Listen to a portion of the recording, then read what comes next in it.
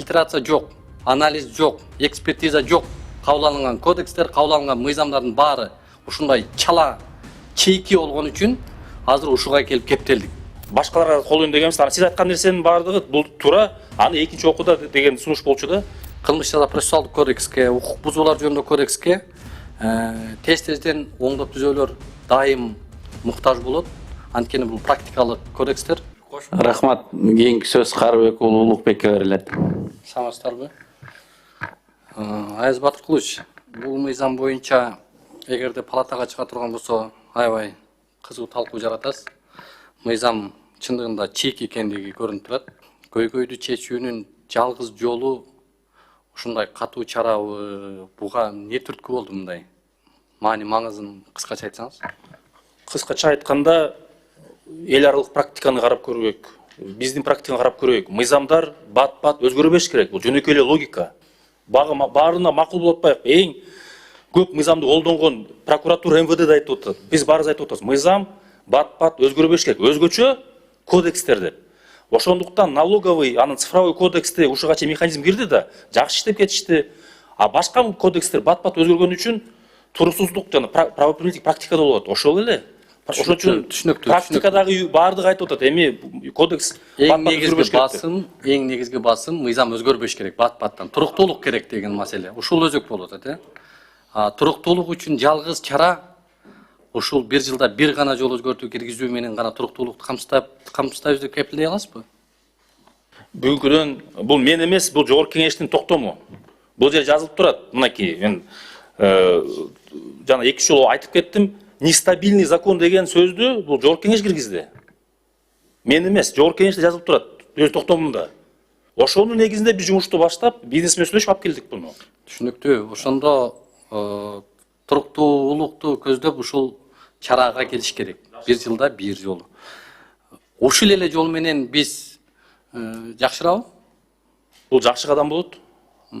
Баарын чечпейт. Негизи мен колдойм. Негизи туруктуулук болуш керек. Мыйзам туруктуулук болуш керек. Бирок туруктуулукту камсыздоо үчүн бир жылда бир гана жолу өзгөртүү киргизсек, мында мен ойлойм бир жетишсиз. Эмне үчүн айтып атам? Анткени мыйзамда бул кодекстерге өзгөртүүнү киргизүүдө биз туруктуулукту камсыздайбыз деп мен көңүл бура турган нерсе бул сапатта болуп атат да. Фильтрация жок, анализ жок, экспертиза жок. Кабыл алынган кодекстер, кабыл алынган мыйзамдардын баары ушундай чала, чейки болгон үчүн азыр ушуга келип кептелдик.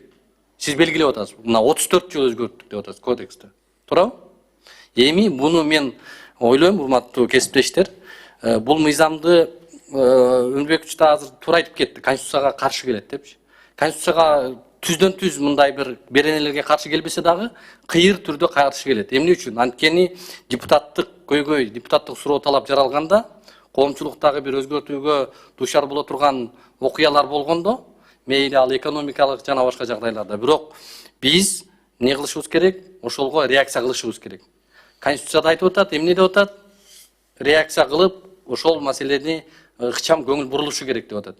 Ошон үчүн айтып атам, мен бул нерседе эгерде мындай багытта бара турган болсо, чоң жыйында колдобойм.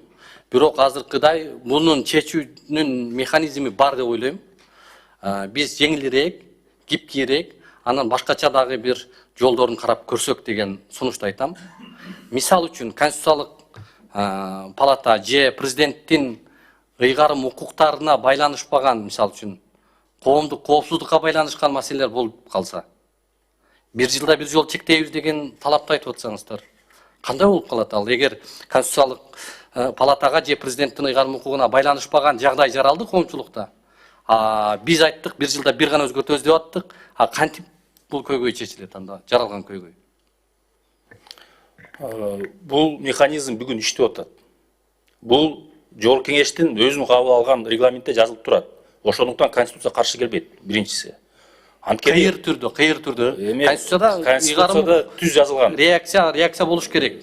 Туура, эми сиз айткан маселе туура айттыңыз. Особый случай да, непреодолимая сила деп. Менде расмий түрдө экен, регламентте жолкениште жакшы жазылып турат.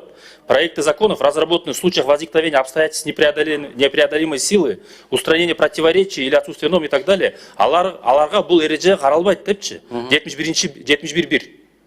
Бул механизм жолкениш жакшы иштеп чыгарган, колдонуп атат.